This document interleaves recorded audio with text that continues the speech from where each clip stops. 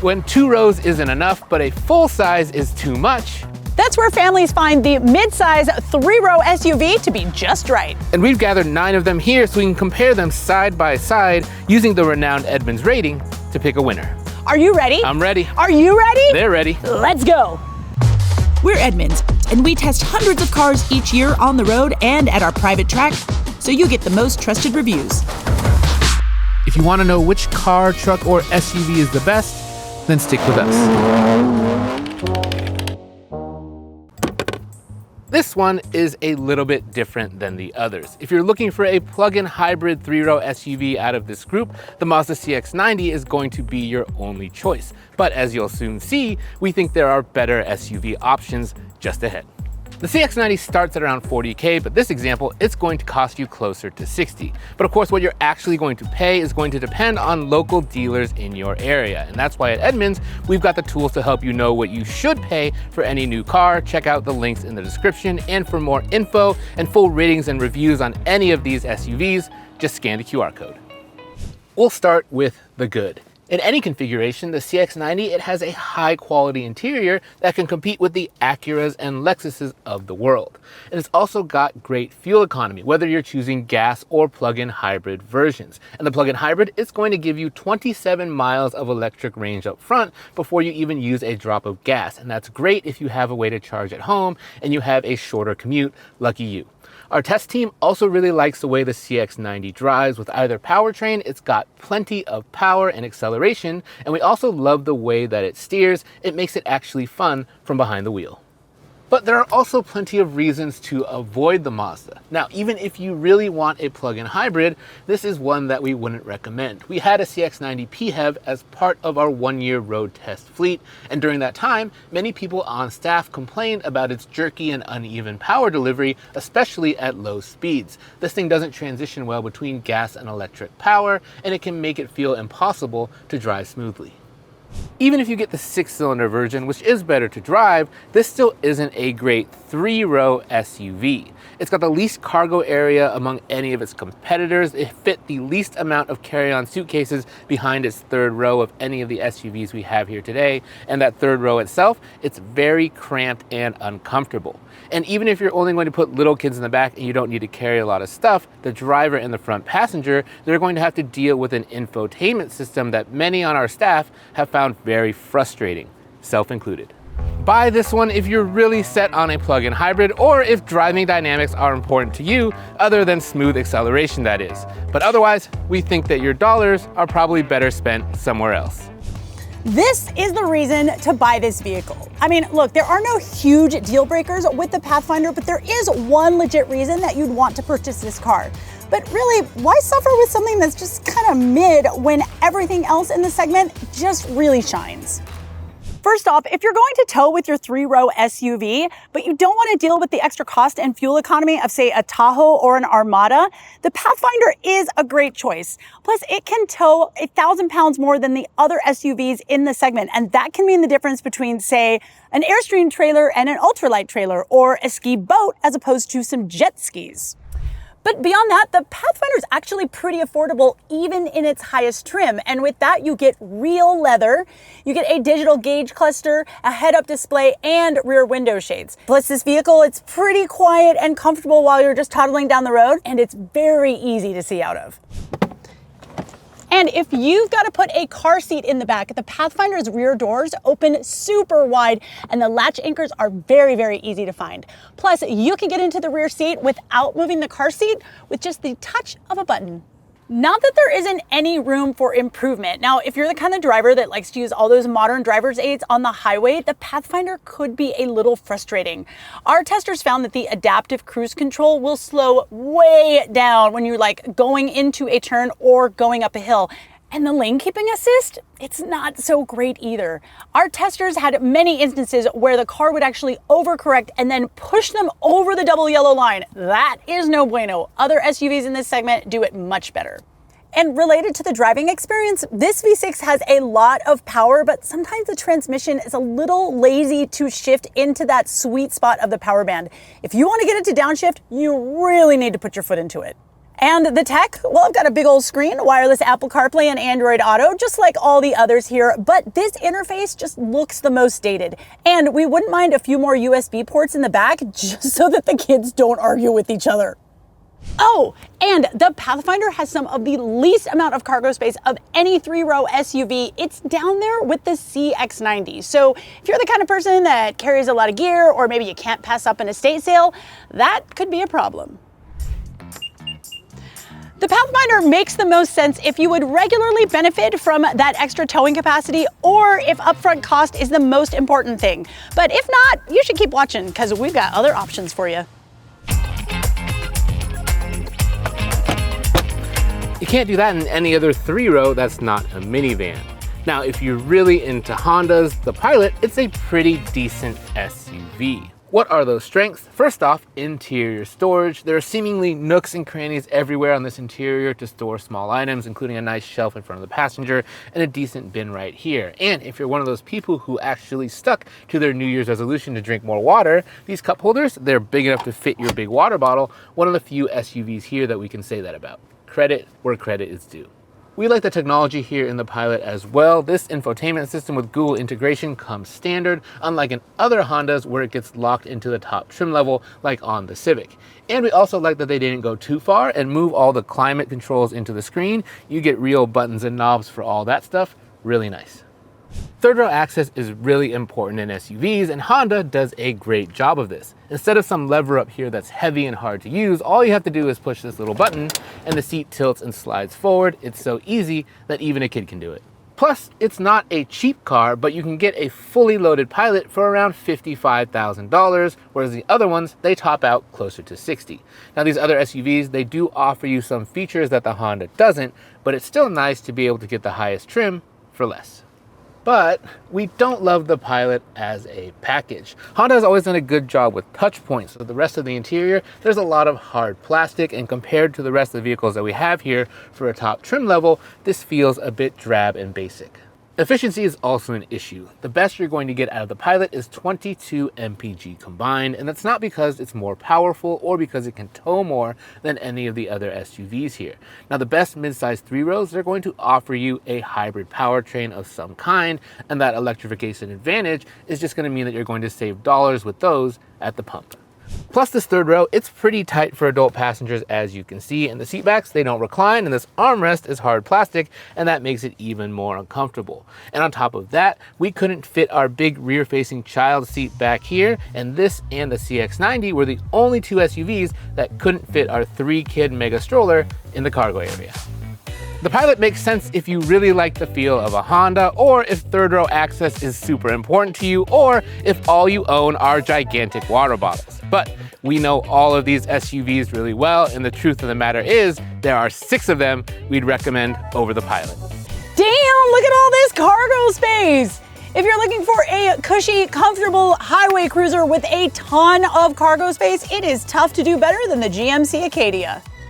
Now, the first thing we love here is Super Cruise. This is only one of 2 SUVs that we've got that has a proper hands-free highway driving assist. And yes, it is better than even the best adaptive cruise control and lane centering setups. Plus, you can get Super Cruise even on the base model Acadia. Now, you can also get Super Cruise on the Buick Enclave and the Chevy Traverse, but of these 3 closely related SUVs, we really like the Acadia better because it's a little bit more quiet, it's a little bit more comfortable, and it's better to drive. And aside from the driving tech, the rest of the tech here is really good as well. I mean, I've got this big old screen, and it has Google Maps, Google Play Store, and Google Assistant just integrated right in there. And yes, these native apps really do work better than the standard Apple CarPlay and Android Auto that you've got across the rest of the vehicles here. And the cargo space. I mean, there's no other 3-row SUV here that can match the Acadia when it comes to what's happening behind the third row. And there's only one other that we haven't seen yet that has more space when you fold all of the seats down. Now, if you don't want to step up into a minivan or into a Yukon, it's really tough to beat this Acadia. Plus, there is plenty of room in that second row. So yes, there is a lot of room, but the seats themselves just aren't that comfortable, and it gets worse the further back you go. And for a car with so much space, I really expected more room in this third row. Now, the Denali is one of the few vehicles here that has massaging seats, but you guys, really? That feature is not all that it's cracked up to be. And speaking of, the Denali Ultimate is expensive. I mean, yeah, you get a couple of nice little touches, like there's a ton of leather in here, and I like this wood trim, but this vehicle is $70,000. It is by far the most expensive SUV that we've got here today. And for this kind of money, you could move up to the luxury space with like an Acura or a Lexus or a Volvo and have a much better experience. So if you do a lot of highway driving, if you need a little bit of extra space, or you're deep in that Google ecosystem, the Acadia might be a good choice for you. Otherwise, keep watching. Finally, a third row big enough for adults. The Atlas is a 3-row SUV that often gets overlooked, but this roomy, family-friendly hauler might be the right choice for you, even if it is not quite at the top of our list. Now, as you can see, this third row is the biggest selling point of the Atlas. There's just a ton of room back here, legroom and headroom both. If I had one wish, it would be that this window was maybe a touch bigger to make it feel a bit more open, but it honestly doesn't really need it. This is the best third row that you can get among these mid-sized 3 rows. The third row isn't just big, it's also really easy to access. Like many of the best SUVs here, the Atlas has a tilt and slide second row. So that means even if you have a forward-facing car seat installed, this seat will just lift up, slide forward, and allow you to climb into the back. And if you don't want to go this way, the good news is the space between the seats, it's pretty wide as well. For a big SUV, the Atlas does small item storage quite well. You get a pretty large bin down here that's perfect for a small bag or purse, a small bin up here, pretty good room underneath the armrest here. The only thing it's missing is a little shelf in front of the passenger that some of the other SUVs have, a feature we quite like. That interior space isn't just for passengers. The Atlas, you can put a lot of junk in its trunk. Its space behind the third row and with all the seats folded down is among the best of the SUVs here, and those second and third rows, they also fold completely flat. And this was one of only 3 SUVs in this test where it could fit our giant mega stroller lying down because the cargo area is wide enough.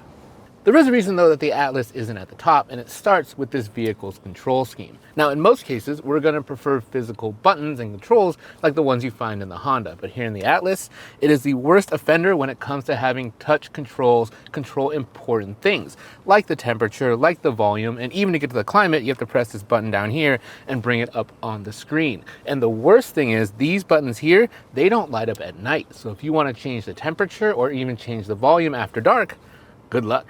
On top of that, the power delivery from this engine transmission combo, it can be jerky and uneven, which is bad news for passengers who get car sick, and then bad news for you. And on top of that, there's no hybrid option either. And this roomy third row has one more problem. It's these headrests. Now they might look big and awkward, and I can understand why Volkswagen did this. It's so they can fold down when no one's sitting here and you can see better out of the back. The problem is though, when you are sitting here and they're up, they aren't comfortable. They kind of stick into the back of your neck right here, and on a long trip, this is going to be really bad. I wish these regular second row headrests were on the third row and that they would just fold forward like they do in the other SUVs. The Atlas makes sense if you want a lot of room for passengers, or if you value a large cargo area with flat folding seats, and if you don't mind touch controls. Man, I thought we were done with all of this stuff. I mean, look, compared to the Atlas and the other SUVs that we've got here today, the Explorer is really tight inside, but there is a lot to like. Okay, let's start on the inside because I love how responsive this screen is, and the menu structure is very intuitive and easy to use.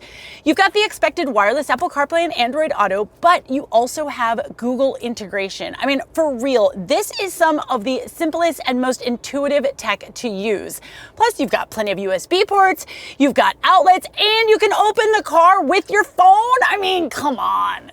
And Ford didn't go too far with the tech either. I mean, the screen is very nicely integrated with the dash, and I still have some physical controls.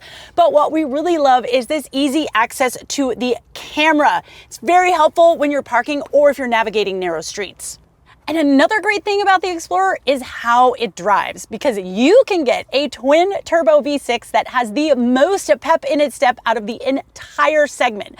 But even the base engine just feels quicker and more eager than anything else that we have here today. And it handles pretty flat through the corners, and no three-row SUV feels quite as confident or collected when you're driving up a back mountain road.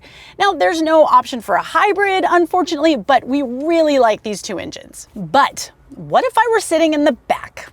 Yeah, you guys, it's not great. These seats are really narrow, they're super stiff, and they are not comfortable at all. Plus, I have less legroom than the other vehicles that we've got here today. So if you've got a rear-facing car seat, the front seats are probably gonna have to move forward.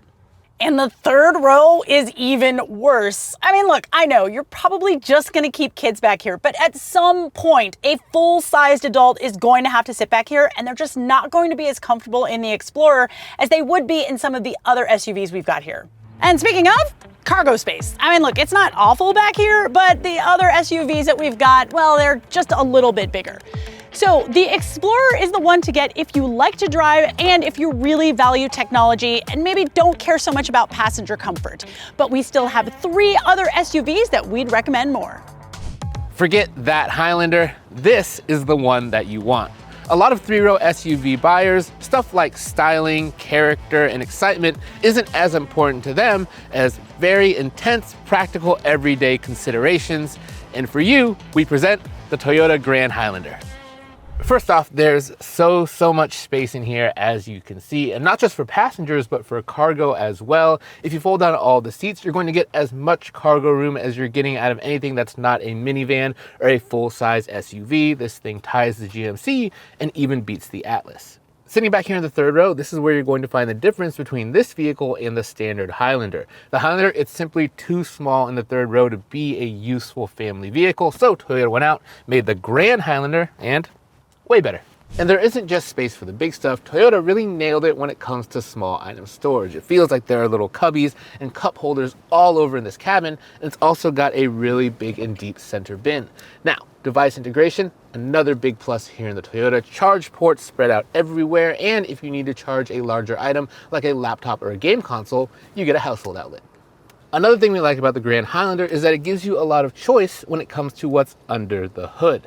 Now, there is a base gas engine, and it's fine. It lines up with what you're getting with most of these other SUVs, but it's those 2 hybrid powertrains that this vehicle offers that are special. There's one that's a touch underpowered, but the upside is that you're going to get 36 mpg combined with it, and that's the best out of all the SUVs that we have here today. And if you don't want that and you want more power, there's the Hybrid Max. That's our favorite. It's the one in this vehicle. It's got more get up and go than anything here that's not named the Explorer, and on top of that, you're still getting 27 mpg, beating all the gas ones. Cons? Truthfully, there aren't many. The interior, it does feel a bit plasticky and cheap compared to competitors, but the thing that the Grand Highlander really suffers from is that it simply doesn't really feel special. This is a vehicle that I think that you'll appreciate, but not one that you'll love. Listen, the Grand Highlander might be unexciting, but it's also really good. We've reached the point in this video where if you like any of the vehicles that we're going to mention, we won't encourage you to look elsewhere. But the final 2 options, they do the practical stuff just as well as the Toyota, but they do it with style. Not a Range Rover like these taillights want you to think, but sometimes I'd rather just have one of these. The Kia Telluride. Yes, it is a relatively new icon, but it is all new for the first time since it debuted in 2019. And frankly, it is one of the best and most well-rounded SUVs that you can buy. It's a car that does almost everything well. I mean, interior, you have style for days. This one has a purple interior, y'all. Plus, I've got plenty of USB ports. I've got a really good tech system on a big, clear, and crisp screen. This time we have themed it for National Geographic, which is pretty cool. And the interior storage is great as well. I love this big center console with customizable cup holders. Now, when it comes to driving, Kia added a hybrid system that is a huge improvement over the old V6. In fact, we think that this is the best powertrain that you can get out of everything here today. It just feels like it's really responsive in town and it's easy to drive. Plus, you get 35 miles per gallon. And the ride quality here is excellent. The Telluride can soak up uneven pavement, potholes, and bumps in the road with ease. It's pretty easy to get in and out of the second row, and there is plenty of room for a car seat, but oh my God, these second row seats are so comfortable. They're more comfortable than even the first row seats in a lot of the vehicles we have here today. The only thing that gives us a little bit of pause is the location of the climate controls, because they're right here on just a small part of the screen behind the steering wheel. So A, difficult to see, difficult to reach, and B, most of the time when you tap on one of those buttons, it just opens up a larger menu on the big screen anyway, so like, why is it there? But that is just a very small annoyance in what is otherwise a very excellent vehicle. You buy a Telluride if you love this style and you're looking for an SUV with very, very few compromises. It is a fantastic option, even though there is one other SUV that scored just a little bit higher in our Edmunds ratings. And this one, I mean, what did you expect? There are many reasons that we gave the Palisade Hybrid our Edmunds top rated Best of the Best award this year. Put simply, it's a comfortable, stylish, and practical vehicle that is not just the best midsize SUV on sale today, it's one of the best vehicles on sale, bar none. Almost everything that we find important in a vehicle, the Palisade does well, starting with the driving experience. The suspension makes it super comfortable, but somehow it's still not floaty over the road, so it gives you confidence with plenty of handling and agility. And the hybrid powertrain that's under the hood, it's gonna give you more power than the gas version, so this thing has no trouble merging or passing. And of course, since it's electrified, you're gonna get up to 34 mpg combined. Comfy seats too. There's also great technology here. This big touchscreen, it comes standard. And on the top calligraphy model, you're also going to get an integrated dash cam. That's a feature that's not found on many vehicles anywhere, let alone other SUVs. All the connectivity features that you would expect. USB ports that can charge up to 100 watts, a wireless charging pad. I could go on and on. The tech suite in this car is phenomenal, and it's got all the driver aids that you would expect, and they work well too. This interior, it's also a stunner. The Kia Telluride, its interior is good looking, but it's also shared with a bunch of other Kia vehicles. Hyundai, they make the interiors on all of their SUVs look and feel distinct, and we like that a lot. But buying a car isn't just about you, right? Especially if you've got a family. And in that regard, the Palisade Hybrid also excels with a great second and third row. Just like the Telluride, it's grown in its redesign, so there's plenty of space for adults in both rows, and there's power adjustments for both rows as well, so it's super easy to recline. And of course, there's Hyundai's warranty, which along with Kia's is the best in the business. Both of these cars, they aren't cheap, but you do feel like you get a lot for your money. Is it perfect? Not quite. The Toyota, the Volkswagen, and the GMC are going to offer you a little bit more cargo room. And with a hybrid powertrain under the hood, it's not going to be able to tow as much as its competitors. And if you're a taller driver, you might find it hard to squeeze into the driver's seat because the steering column, it hangs a little bit low.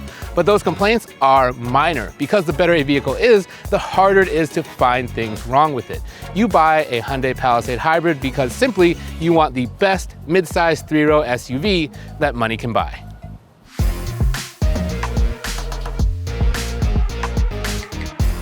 Emmy, it's finally over. 9 SUVs, 27 rows. I couldn't have done it without you. I couldn't have done it without you, but I want to know, okay, we love the Palisade, but like, let's take different options from each one and build our perfect car. So for our Franken SUV, I'm gonna take the powertrain from the Explorer. Hybrids are great, but power is what I want. All right, and for styling, I am going off of the Telluride, especially the interior. Like, I love it, love it, love it. And for technology, I think I'm gonna have to go with one of the Koreans. They're kind of equal in that regard, but both systems, super easy to use, super simple. And in the Telluride, you can even put cute animals on the screen. I know, I love that part. But I have to say, it's been super hot today, so I'm taking the air conditioning out of the Pathfinder. And I'm taking those dual air vents out of the Atlas. I love that you can get really good circulation on just yourself. We've done enough talking. Thank you for joining us. Catch us here on the next one at Edmunds. And Emmy, next time, can you bring a cat shirt so I can wear one too? Of course. Bye.